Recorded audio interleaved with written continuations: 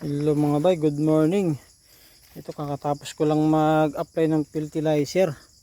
Yan, ano yung gamit ko ngayon 2100. Kasi mas maganda rin mga bay, mabilis matunaw. Yan, kasi basa din yung lupa ngayon mga bay kasi kagabi umulan. Nakaraan kasi yung ginamit ko dito 1620, pangit mga bay. Sobrang tigas, ang tagal matunaw. Kaya yung saging siguro natin kulang sa nutrients. May nag-advise din sa atin mga bay na baka kulang lang daw sa fertilizer itong saging natin. Kasi yung unang abono natin baka hindi umipik masyado. Kaya ngayon nagpalit na tayo. Kanina ko lang to nilagay pero patunaw na mga bay. Basta basa lang yung lupa, talagang matutunaw siya kaagad. Pero yung iba hindi pa masyado pero mga bukas yun mga bay, wala na yun. Tapos nag-spray na din ako mga bay, nag-apply na din ako ng spray kasi may nagsabi din sa atin na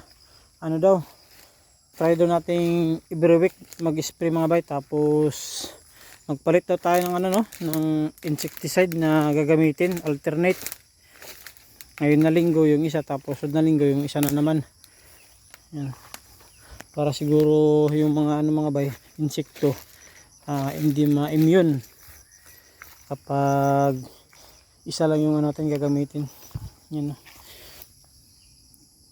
Ito yung bagong spray natin ngayon. Insecticide, foliar fertilizer, saka fungicide. Yan. Sana magapan pa natin ito mga bay, gaganda na sana, lalaki na ng iba.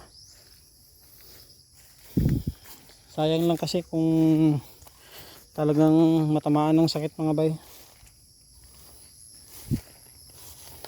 Yan, tulad dito mga bay.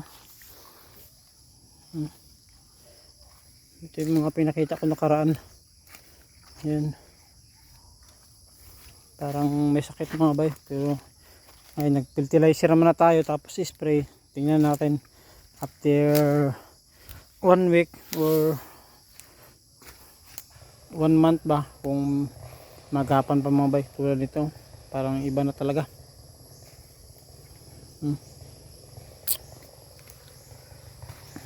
Kasi tayo mga bay, wala tayong alam talaga pagdating sa saging na lakatan.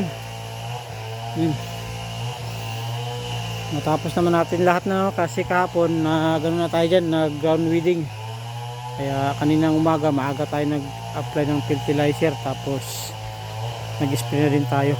Medyo may nga mga bay kasi may dyan, may nagtatabas na nagtutol ng kahoy. Yun lang yung update dito mga bay sa ating saging na lakatan. Tingnan na lang natin kung anong mangyari dito mga 1 week or 1 month mga bay. At yun lang mga bay for today's video. Maraming salamat sa panonood at ingat po tayo palagi.